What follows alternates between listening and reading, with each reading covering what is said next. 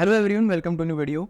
आप लोगों ने स्टॉक मार्केट के बारे में तो सुना ही होगा और साथ में आपने बहुत सारी कंपनियों के नाम भी सुने होंगे, जैसे HDFC bank, Reliance, Tata steel, Adani, Patanjali foods और भी बहुत सारी कंपनियां। इन कंपनियों के अपने अलग अलग काम होते हैं। ये कंपनियां स्टॉक मार्केट में क्यों आती हैं, इसके पीछे का रीज़न क्या है, और आप बिगनर हैं तो आपको किन स्टॉक्स में ट्रेडिंग करनी चाहिए या फिर इन्वेस्टमेंट करनी चाहिए।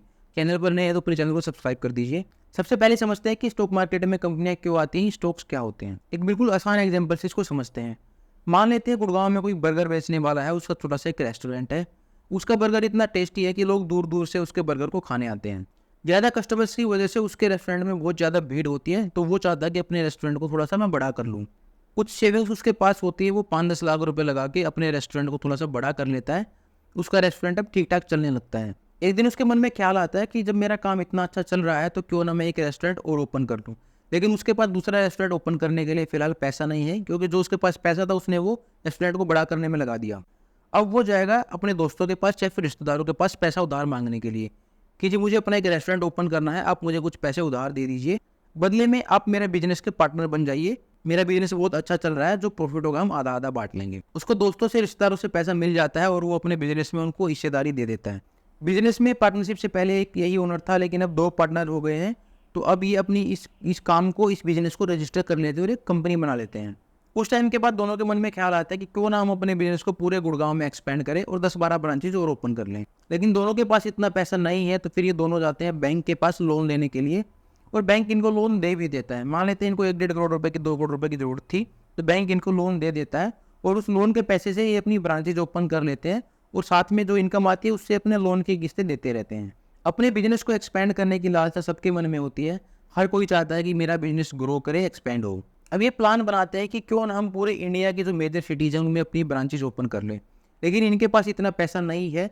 इतना पैसा ना तो कोई इनको यार रिश्तेदार देगा, ना ही इनको बैंक दे पाएगा। और अगर मान लेते कि बैंक ने इतना लोन दे भी दिया, तो उसमें एक दिक्कत ये है कि बैंक से जब हम लोन लेते हैं तो उसकी EMI, उसके जो किस्तें अगले महीने से शुरू हो जाती हैं। जब ये ब्रांचेज इंडिया में ओपन करेंगे तो हो सकता है कि इनिशियली डे 1 से इनको इनकम नहीं होगी, क्योंकि बिजनेस को सेट होने में थोड़ा सा टाइम लगता है। लेकिन इनको अपना बिजनेस तो ग्रो करना है। ये क्या करेंगे, अब ढेर सारा पैसा लेने के लिए ये जाएंगे पब्लिक के पास। जब भी किसी कंपनी को बहुत सारे फंड की जरूरत होती है तो वो क्या करती है, अपनी कंपनी के हिस्से, अपनी कंपनी के शेयर्स को पब्लिक में बांट देती है और उसके बदले में पैसा ले लेती है। इस पैसे से वो बहुत सारे काम करती है, जैसे अपनी नई ब्रांच ओपन करनी है, नया प्लांट लगाना है, उसके ऊपर कोई कर्जा है तो वो उस पैसे को कर्जा उतारने में यूज कर सकती है, स्टाफ को सैलरी देने में या फिर और नई मशीनरी लगाने में। अलग अलग तरीके से अलग अलग कंपनियां इस पैसे को यूज करती हैं। किसी कंपनी के शेयर्स को पब्लिक में बांटने का और उनसे पैसे लेने का एक पूरा प्रोसेस होता है IPO के थ्रू।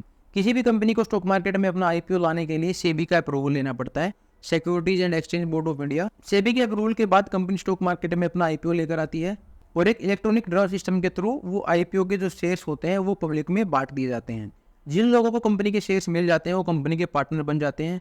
अब कंपनी अगर अच्छा परफॉर्म करेगी तो उनके शेयर होल्डर्स को भी फायदा होगा, और अगर कंपनी को लॉस होगा तो उनके शेयर होल्डर्स को, उनके पार्टनर्स को भी नुकसान होगा। इस पूरे प्रोसेस के थ्रू कंपनी स्टॉक मार्केट में लिस्ट होती है। तो चलिए अब मैं आपको बताता हूँ कि अगर आप बिगनर है तो आपको किन स्टॉक्स में ट्रेडिंग करनी चाहिए या फिर इन्वेस्टमेंट करनी चाहिए। जो कंपनियां स्टॉक मार्केट में आती हैं वो हमारी स्टॉक एक्सचेंज पर लिस्ट होती हैं। इंडिया में 2 मेजर एक्सचेंज हैं, एक NSE और एक BSE। NSE stands for national stock exchange and BSE stands for Bombay stock exchange. NSE पर 1600 से ज़्यादा कंपनियां लिस्टेड हैं और BSE पर 5000 से ज़्यादा कंपनियां लिस्टेड हैं। मार्केट कैप के हिसाब से जो इंडिया की टॉप कंपनियां NSE पर लिस्टेड हैं, मतलब 1600 कंपनियों में से जो टॉप 50 कंपनीज है मार्केट कैप के हिसाब से, उन कंपनियों को निफ्टी में इंक्लूड किया गया है। और BSE पर ट्रेड होने वाले जो टॉप की 30 कंपनीज है मार्केट कैप के हिसाब से, उनको सेंसेक्स में इंक्लूड किया गया है। निफ्टी और सेंसेक्स के बारे में आप लोगों ने सुना होगा। अगर आपको इन्हें डिटेल से समझना है तो मैंने इनके ऊपर वीडियोस बना रखे हैं, उनका लिंक मेरे चैनल पर मिल जाएगा। आप मार्केट में नए हैं और आपको नहीं पता है कि मुझे किस कंपनी में इन्वेस्ट करना है, तो आपको हमेशा टॉप 50 कंपनीज या टॉप 30 कंपनीज में इन्वेस्टमेंट करनी चाहिए, क्योंकि ये कंपनियां थोड़ी सी स्टेबल होती हैं और उनकी एसेट्स वैल्यू काफ़ी स्ट्रॉन्ग होती है। और अगर आपको ट्रेडिंग करनी है तो आपको उन्हीं स्टॉक्स में ट्रेडिंग करनी चाहिए जिनमें थोड़ी सी वॉलेटिलिटी ज़्यादा हो और उनकी प्राइस की मूवमेंट फास्ट हो। अगर प्राइस की मूवमेंट फास्ट नहीं होगी तो आप उस ट्रेड को लेकर बैठे रहोगे। आपको जितना प्रॉफिट होगा उससे ज़्यादा तो आपके ट्रेड के ब्रोकरेज के चार्जेस लग जाएंगे। आपको इन्वेस्टमेंट करनी है इंडिया की टॉप कंपनीज में, और अगर ट्रेडिंग करनी है तो जिन कंपनीज के प्राइस की मूवमेंट फास्ट हो और वोलेटाइल हो उन्हीं में आपको ट्रेडिंग करनी चाहिए। स्टार्टिंग में आपको हमेशा स्टॉक्स में ट्रेडिंग करनी चाहिए, ऑप्शन ट्रेडिंग से आपको दूर रहना चाहिए, क्योंकि ऑप्शन ट्रेडिंग बहुत रिस्की होती है, उसमें प्राइस की मूवमेंट फास्ट होती है।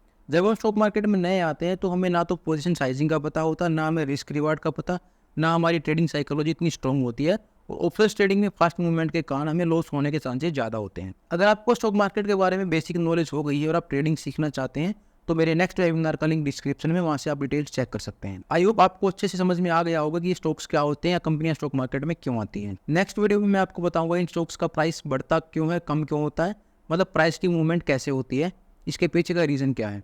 अगर आपने चैनल अब तक सब्सक्राइब नहीं किया है तो चैनल को सब्सक्राइब कर लीजिए।